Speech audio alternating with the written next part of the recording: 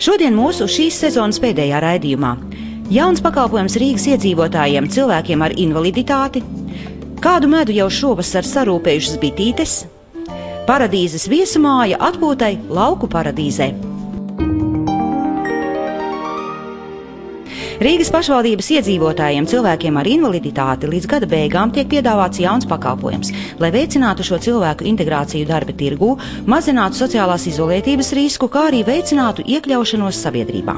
Sākot tātad ar šī gada jūniju, Rīgas pašvaldība uzsāk jaunu projektu atbalsta pakalpojums nodarbinātības veicināšanai cilvēkiem ar invaliditāti. Tātad mērķis ir sniegt atbalstu cilvēkiem ar invaliditāti integrācijai darba tirgū. Tātad, un varbūt ne tikai integrācijai darba tirgū, arī lai mazinātu tātad, gan šo cilvēku sociālo izolētību, celtu pašapziņu, un arī, protams, uzlabot šo viņu ienākumu situāciju, jo nav noslēpums, ka arī daudz cilvēku ar invaliditāti ir salīdzinoši zemiem ienākumiem un nereti ir spiesti kļūt arī par Rīgas sociālā dienesta klientiem, lūdzot pašvaldības sociālo palīdzību. Tātad darba iespēja viņiem dod arī iespēju būt neatkarīgiem no šīs sociālās palīdzības. Tas, kāpēc mums likās būtiski šādu pakalpojumu uzsākt, darba tirgus situācijā, kad jau tā ir ļoti augsts bezdarbs, cilvēkiem, kuriem ir vēl kaut kādas īpašas vajadzības un īpaši apgrūtinājumi, viņiem ir vēl grūtāk konkurēt ar pārējiem tātad darba meklētājiem, un mēs uzskatām, ka tāpēc ir ļoti svarīgi sniegt atbalstu tieši šai grupai augsta bezdarba situācijā, lai viņiem palīdzētu iekārtoties darba tirgū. Un šī pakalpojuma būtība ir tāda, ka tiek realizēta ļoti individuāli katram šim cilvēkam atbilstoša pieeja. Un viss šis pakalpojums sākas ar to, ka tiek izvērtēts šīs cilvēka intereses, vēlmes, iepriekšējā pieredze, kāda viņa resursi, kādas ir viņa vēlmes un šo vēlmi atbilstība varbūt viņa šī brīža šīm fiziskām iespējām un potenciālam un arī darba tirgus piedāvājumam. Fokus šoreiz ir uz tām invalīdu grupām, pirmkārt, kas ir ar kustību traucējumiem, dzirdes runas traucējumiem un ar jebkuru invaliditāti, kas saistīta ar iekšējo orgānu saslimšanām. Tātad, šajā gadījumā neiet runa par cilvēkiem ar garīgās attīstības traucējumiem, vairāk tātad ar fiziskām problēmām. Šī pakalpojuma sniedzējs ir nodibinājums Invalīdu un viņu draugu apvienība Apeirons, kurš ir atvēris nodarbinātības atbalsta centru. Projekta ietvaros tiks veikts katra klienta sociālās situācijas individuāls izvērtējums un izstrādāta atbilstoša atbalsta programma. Galvenais princips mūsu darbības tā ir individuāla pieeja pie katram cilvēkam. Mēs būsim līdzas no pirmās iepazīšanās brīdi, no pirmās konsultācijas līdz pašam galam, kad jau būs cilvēks nodarbināts, mēs turpināsim mūsu atgriezenisko saitu. Mēs būsim kā atbalsta persona, cilvēka atbalsta persona ar darbdevējus, saskaramies, runāsim, skaidrosim, palīdzēsim risināt kaut kādas sarežģības vai nesaprašanās, kas var rasties pirmajos mēnešos, kad cilvēks uzsāk darbu. Ne visiem ir vajadzīgs tāds atbalsts, tomēr ir daudz cilvēku, kuriem tāds atbalsts un tāda individuāla pieeja ir ļoti vajadzīga. Atbalsta programmas laikā paredzēts, ka 80 cilvēki ar invaliditāti iekārtosies darbā. Kas ir nepieciešams, lai saņemtu šo pakalpojumu? Lai saņemtu šo pakalpojumu, cilvēkam ir jāvērš Rīgas sociālā dienestā, tuvāk savai dzīves vietai, un ir jāsaņem norīkojums uz šo pakalpojumu. Rīgas sociālā dienestā principā arī ir iespēja saņemt citus pakalpojumus, tāpēc, ja šī cilvēka vērš tātad sociālā dienestā, tad atkal kopā ar sociālo darbinieku savu situāciju un varbūt bez šī atbalsta pakalpojumu nodarbinātībai ir vajadzīga vēl kāda sociālā darbinieka konsultācija. Mums ir arī, piemēram, latviešu valodas treniņu grupas, ja tātad kaut kādi citi pakalpojumi, tos arī var saņemt dienestā līdzās šīm te nodarbinātības pakalpojumām. Visu informāciju par nodarbinātības atbalsta pakalpojumu saņemšanu varat saņemt Rīgas sociālajos dienestos, Invalīdu un viņu draugu apvienībā Apērons, kā arī zvanot pa bezmaksas informatīvo tālruni 8 000 5055.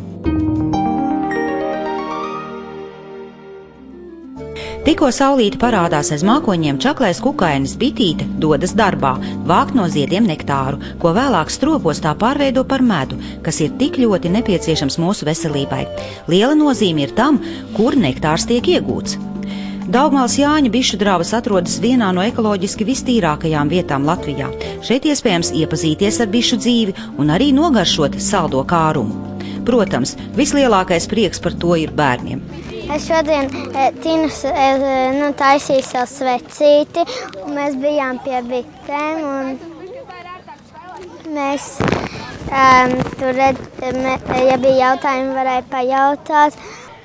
Es gatavoju 2 sveces, tad es vēl skatījos un pagaršoju medu. Bija ļoti garšīgs, tāpat kā arī bišu dzērieni. Pagaršoju arī bišu maizi, ļoti garšīga. Redzēju bišu mātīti un bišu tēviņas un darba bites. Bija ļoti skaisti. Izcili. Vēl jaunais uzzināju, kā bite izskatās, kad viņai ir nektārs. Un vēl jaunais uzzināju, cik lieliski ir būt par draunieku. Un viņš kāpēc ir jāēd medus? Pirmām kārtām, jo tas ir garšīgs, un otrām kārtām, jo tas ir veselīgs. Šodien mēs izgājām cauri bišu dzīvei. Varbūt katram cilvēkam no mums ir savs jautājums par bitēm. Un sākot jau no 5-gadīga vecuma, un tā otra puse nav ierobežota, ir daudz jautājumu, kuru rodās cilvēkiem atrodoties pie stropa. Vai šeit var medu arī iegādāties un kā pieteikties ekskursijām? Jā, protams, gan medu, gan podus, kurā ielikt medu. Tā kā viss notiek. Brauciet ciemos. Vēlams tikai mums ir tā, ka mums šīs sestdienas, svētdienas ir, varētu teikt, visa gada garumā aizņemtas. Tā kā mēs būtu priecīgi, ja tās būtu darba dienas. Iepriekš sazvanamies, sarunājam un viss notiek. Grupu lielumam arī nav sevišķi ierobežojuma. Tikai jo vairāk cilvēku, jo mazāk šīs informācijas. No optimāli, teiksim, ir 20-30 cilvēki, tā ir tāda optimāla grupas lielums. Un tad arī šie cilvēki viens ar otru vairāk, un mēs arī varam kvalitatīvāk piedāvāt savu darba stāstījumu un savu darba baudījumu. Un no tā cilvēka skaita arī, sākot no neatkarīgi, mēs esam gatavi arī vienam cilvēkam strādāt. No jauna mums ir tapis propolis medū, kurš ir iecienīts gan cilvēkiem, kurš savu balsi izmanto kā instrumentu, gan skolotājiem, gan profesionāliem dziedātājiem, gan vienkārši dziedātājiem, gan vienkārši aktīviem ļaudīm. Mums ir no jauna radīti dažādi dzērieni, ir arī daži, kas ir ar savu lustināšanu. Tad esmu radījis jaunu dāvanu komplektiņu, kurš sastāv no 3 lieliskākajiem mediem, bet mēs varam arī miksēt ar vaska svecēm. Lūk, un šis ir iegūst popularitāti. Tiem, kas brauc ciemos, tos, ko gaida ciemos, tie, kas brauc sāk darbu vai kas beidz darbu, iepriecināsim arī savus tuviniekus. Un beigās uzdāvināsim vienu foršu komplektiņu ar sev. Ļoti svarīgi ir parūpēties par savu un sev mīļo cilvēku veselību un sekot, no kādiem traukiem mēs ēdam un kādos traukos pārtiku uzglabājam, arī medu. Es strādāju ar tādu māla masu, kas nav gatavot Latvijā. Tas ir ļoti izturīgs māls. Viņš ir kā akmens masa, tur ir klāt klaipēdas baltmāls, un tāpēc mēs pēc tā varam dzirdēt pēc skaņas, cik tie trauki ir izturīgi, jo arī māla struktūra ir svarīga, lai viņa nebūtu poraina, lai viņa būtu tāda, kur pārtikas daļiņas šais porās sasūcoties netraucē, nebojājas. Nav mazsvarīgi, ar kādām glazūrām šie trauki ir izglazēti. Ja tur būs svina sastāvdaļas, tad tas nebūs pavisam vairs veselīgi, un tad pavisam nebūs vairs, tad gandrīz labāk no stikla krūzītes. nekā no šāda keramikas trauka. Katrs podnieks atbild par to, ar kādu materiālu viņš strādā. Es gribu parādīt vienu podu, kurš man ir tagad pats, kā es smejos, pats jaunākais gurķu kratāmais pods. Redziet, ja tā glazūra ir pārtikai domāta un šis pods ir izglazēts, viņš nesūksies cauri, nenotiks nekādi mitruma pleķi apakšā, ne vāzēm, nekam. Un svarīgi tad, kad šādā podā, ir ceļš jau šis māls, kurš ir kā akmens masa, redziet, gaišais, ka šādā podā viņš tā kā termosā, tā kā tādā, pilnīgi tai savā vidē glabājās gan medus, vai mēs, piemēram, salātu spinātu lapu saplūcam no siltumnīcas, un viņš 3 dienas tur nesavīst. Tātad tā vide ir, kā lai to pasaka, tā kā tāds mazs leduskapītis. Es vairāk kā 15 gadus strādāju tādā tehnikā, ka es apvienoju no pampāļu purva atvestās saknes kopā ar šo kvalitatīvo mālu. Tas piedod ne tikai tādu smukumu tam podām, bet arī funkcionāli ļoti ērti. Droši nāciet uz medus istabu. Tā ir Vecrīgā pie Pētera baznīcas, Daugmales Jāņa medus istaba. Tas ir mūsu paša veikaliņš, kurā ir nopērkami gan mani podi, pampāļu podi, gan mūsu medus, sveces, dažādi biškopības produkti, smalka dāmu kosmētika no medus un vaska. Gaidīsim ciemos! Cēsu sanatorijas internāta pamatskola, rehabilitācijas centrs ir otrās mājas Latvijas bērniem, kuri slimo ar astmu un citām hroniskām plaušu slimībām. Tādēļ liela uzmanība paralēli kvalitatīvam mācību procesam tiek veltīta darba audzināšanai. Brīvajā laikā bērni palīdz pieaugušajiem dārzā un apgūst visas praktiskās iemaņas. Un cik garšīgas ir pusdienas jau uz galda pašu izaudzētais. Skolā daudz uzmanības tiek pievērsts bērnu norūdīšanai un visa veida fiziskajām aktivitātēm. Skola piedāvā mācības pēc vispār izglītojošo skolu programmas no 1. līdz 9. klasei, bezmaksas medicīnas pakalpojumus, rehabilitāciju un ēdināšanu. Skola atrodas Cēsīs, ārpus pilsētas centra, Gleznaina parka vidū. Un jau tagad vecāki tiek aicināti pieteikt bērnus visās klašu grupās nākamajam mācību gadam. Ai, vasara, vasariņa. Šogad tā mūs ar laika apstākļiem īpaši nelutina, bet gan jau būs arī sildāks un saulaināks dienas. Un līdz ar to iespēja apceļot Latvijas tālākos novadus. Un pašreiz mēs atrodamies Bāvu pusē, Bērskalnes pagasta viesumājās Paradīzes. Un šeit ir Paradīzes saimnieks Normunds. Ko jūs saviem viesiem piedāvājat?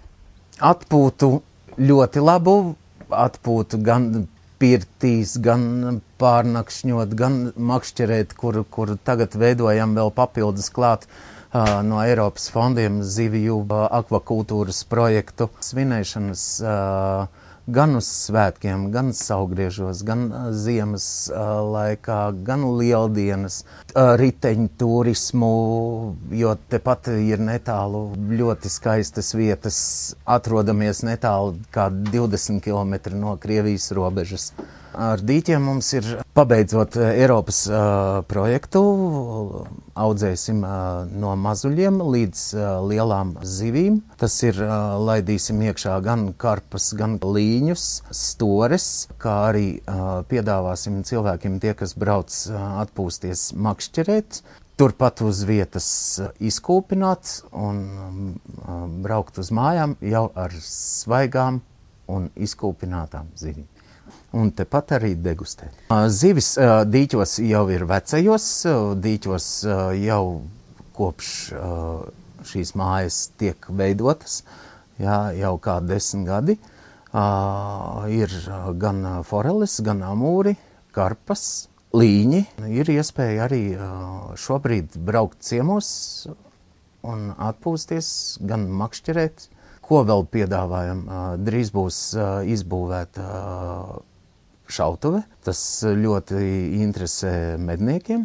Tīpaši rudens sezonā, kad viņi nav izmēģinājuši savas bises, lai medītu, tas ir trenētos. Jā, to arī mēs piedāvājam. Un ļoti laba atpūta. Ir gan basketbola laukums, volejbolu var spēlēt, futbola laukums, visas iespējas priekš labas atpūtas.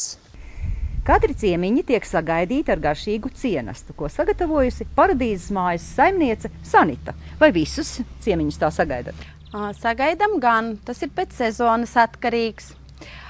Tagad ar rabarbermaizi, ar liepziedu tēju vai piparmētru tēju, kas jau vēlas tas kafiju, protams. Un tā var sākties atpūta, kas jau kuram kārojas. Piedāvājam istabiņas. Istabiņas ir 2-vietīgas, ir 3-vietīgas istabiņas, ir jaunlaulāto istabiņa, kas jau ir tapšanas stadijā, kuru drīz nobeigsim. Vienā reizē ir iespējams patreiz uzņemt 40 ciemiņus. Tas ir viesus. Mums ir kāzas bijušas, kas ir 50 cilvēki bijušas, bet tās gan ir bijušas ārā, nojumītē. Guldīšanā mēs varam uz 40, bet arī var Telšu pilsētiņu viennozīmīgi. Un mums ir liels plāns ar vīru Normundu sienas šķūnī labo pusīti izbūvēt vasarā, kur var atpūsties un gulēt svaigā sienā. Lai cilvēki izbauda to balvu smaržu, to lauku smaržu, to pļavu ziedu smaržu, lai nesanāk tā, kad atbrauc ir no Rīgas un no Rīgas guļ tai pašā istabiņā, lai izbauda to īsto lauku, balvu novada, mūsu smaržu, Paradīzes smaržu. Jūs piedāvājat arī cilvēkiem, tā nedaudz izbaudīt lauku darbus.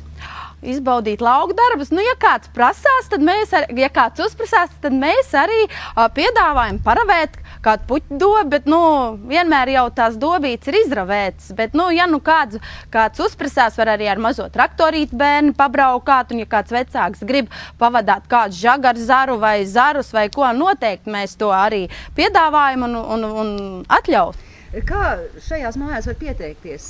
Pieteikties var zvanot man uz tālruni vai vīram uz tālruni.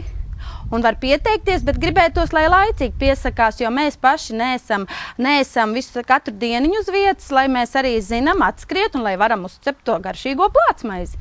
Es gribētu aicināt visus cilvēkus izrauties no dzīves rutīnas, atbraukt uz Balvu novada paradīzēm un izbaudīt dzīvi lauku paradīzē. Mēs raidījuma Vide veselība un mēs veidotāji novēlam jums siltu un saulainu vasariņu un labu atpūtu. Un uz tikšanos rudens pusē!